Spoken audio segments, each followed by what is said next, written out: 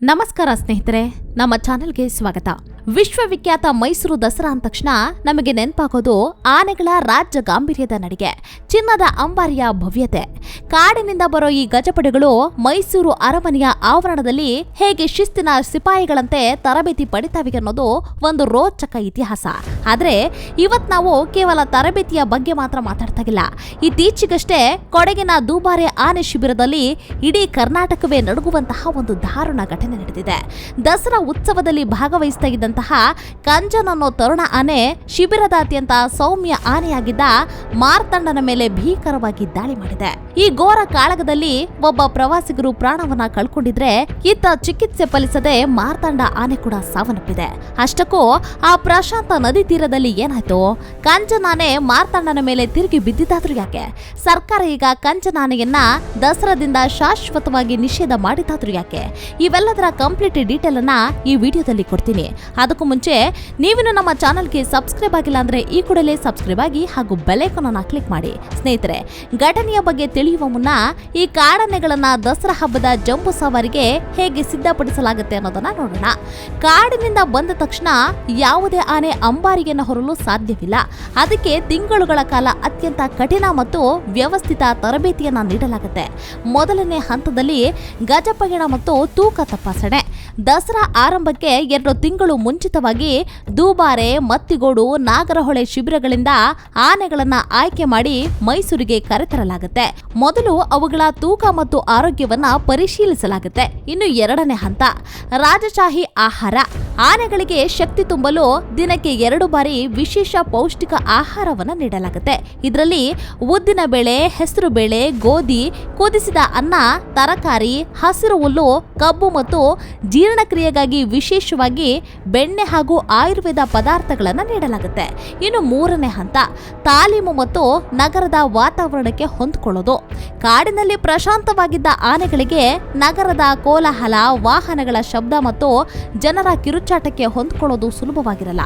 ಅದಕ್ಕಾಗಿ ಪ್ರತಿದಿನ ಬೆಳಿಗ್ಗೆ ಮತ್ತು ಸಂಜೆ ಮಾವುತರು ಆನೆಗಳನ್ನ ಮೈಸೂರಿನ ಪ್ರಮುಖ ರಸ್ತೆಗಳಲ್ಲಿ ನಡೆಸಿ ರೂಟ್ ಮಾರ್ಚ್ ಅನ್ನ ಮಾಡಿಸ್ತಾರೆ. ಇನ್ನು 4ನೇ ಹಂತ ಭಾರ ಹೊರುವ ತರಬೇತಿಯನ್ನ ಕೊಡಲಾಗುತ್ತೆ. ಅಂಬಾರಿ ಹೊರಬೇಕಾದ ಆನೆಗೆ, ಉದಾಹರಣೆಗೆ ಅಭಿಮನ್ಯುವಿಗೆ, ಮೊದಲು ಮರಳಿನ ಮೂಟೆಗಳನ್ನ ಬೆನ್ನಿನ ಮೇಲಿಟ್ಟು ಅಭ್ಯಾಸವನ್ನ ಮಾಡಿಸಲಾಗುತ್ತೆ. ಹಂತ ಹಂತವಾಗಿ ತೂಕವನ್ನ 750 kgವರೆಗೂ ಹೆಚ್ಚಿಸಲಾಗುತ್ತೆ. ಇನ್ನು 5ನೇ ಹಂತ ಪಿರಂಗಿ ಶಬ್ದದ ತಾಲೀಮು. ದಸರಾ ದಿನದಂದು 21 ಬಾರಿ ಪಿರಂಗಿಯನ್ನ ಸಿಡಿಸಿ ಗೌರವ ವಂದನೆಯನ್ನ ಸಲ್ಲಿಸಲಾಗುತ್ತೆ.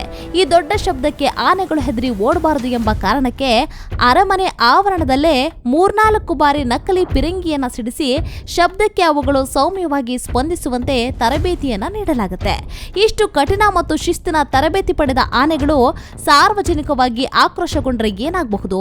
ಈಗ ನಮ್ಮ ಮುಖ್ಯ ವಿಷಯಕ್ಕೆ ಬರೋಣ. ದೂಬಾರಿಯಲ್ಲಿ ನಡೆದ ಆ ಕರಾಳ ಘಟನೆ ಏನು ಅಂತ.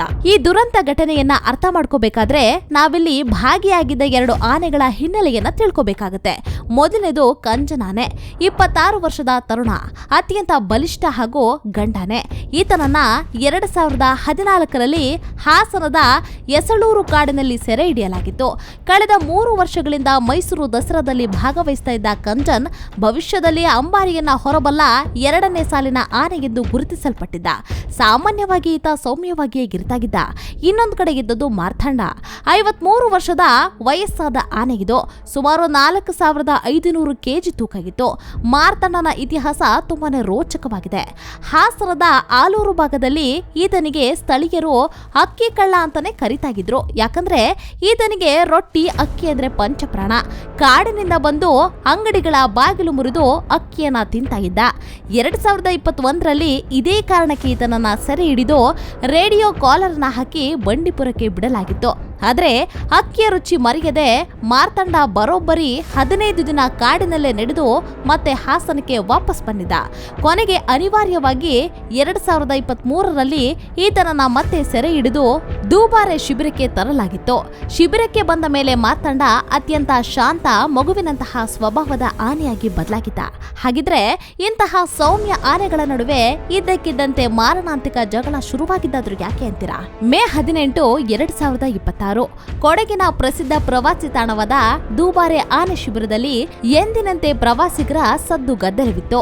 ಕಾವೇರಿ ನದಿಯ ತೀರದಲ್ಲಿ ಆನೆಗಳಿಗೆ ಮಾವುತರು ಸ್ನಾನ ಮಾಡಿಸ್ತಾಗಿದ್ರು.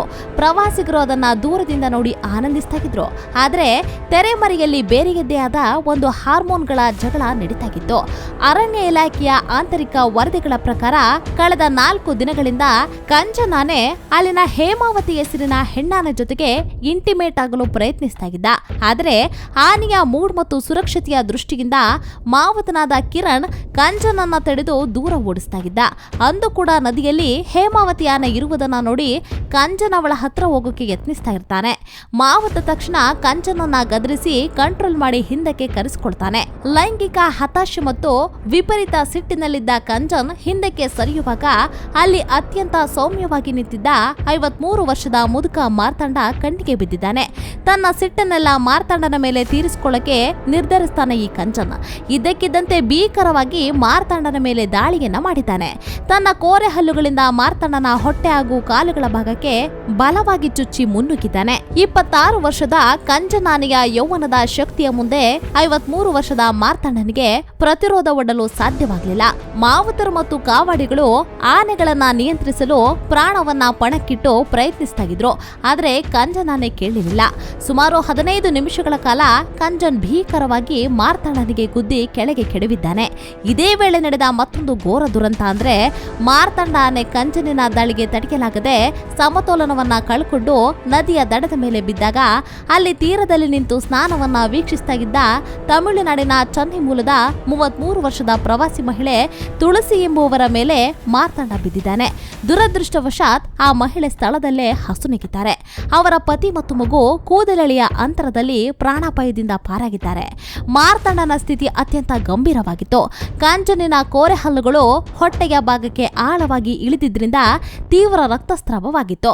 ಪಶುವೈದ್ಯರ ತಂಡ ಹಗಲಿರುಳು ಶ್ರಮಿಸಿ ಚಿಕಿತ್ಸೆಯನ್ನು ನೀಡಿದರೂ ವಿಪರೀತ ರಕ್ತದ ನಷ್ಟದಿಂದಾಗಿ ಮಾರ್ತಾಂಡ ಹೃದಯ ಸ್ತಂಭನಗೊಂಡು ಕೊನೆಯುಸಿರೆಳೆದಿದ್ದಾನೆ. ಕೇವಲ ಅಕ್ಕಿಯ ರುಚಿಗೆ ಹೆಸರಾಗಿದ್ದ ಒಂದು ಸೌಮ್ಯ ಜೀವ ಹೀಗೆ ದಾರುಣವಾಗಿ ಅಂತ್ಯವಾಯಿತು. ಸ್ನೇಹಿತರೆ, ಕಂಚನ್ ಈ ರೀತಿ ಅಗ್ರೆಸಿವ್ ಆಗಿ ಆಡ್ತಾ ಇರೋದು ಇದೇ ಮೊದಲೇನಲ್ಲ.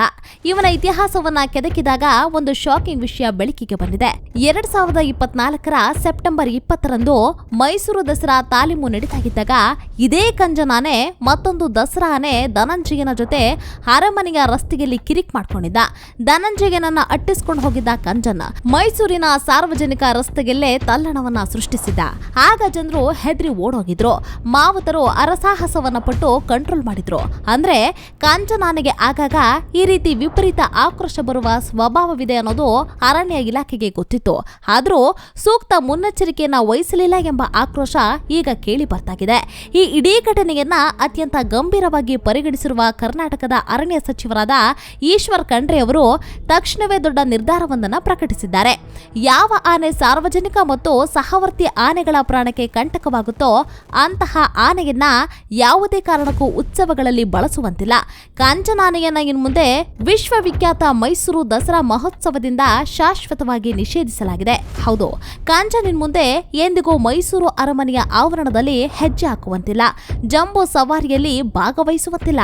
ಅವನನ್ನ ಕೇವಲ ಶಿಬಿರದ ಒಳಗಿನ ಕೆಲಸಗಳಿಗೆ ಅಥವಾ ಕಠಿಣ ನಿಗಾದಲ್ಲಿ ಇಡಲು ಆದೇಶಿಸಲಾಗಿದೆ.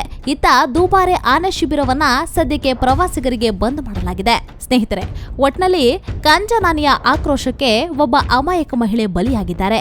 ಇನ್ನು ಶಿಬಿರದ ಅತ್ಯಂತ ಸೌಮ್ಯ ಆನೆ ಮಾರ್ತಾಂಡ ನಮ್ಮನ್ನ ಅಗಲಿದ್ದಾನೆ. ಮಾರ್ತಾಂಡನ ಆತ್ಮಕ್ಕೆ ಶಾಂತಿ ಸಿಗಲಿ ಅಂತ ನಾವೆಲ್ಲರೂ ಕೇಳೋಣ.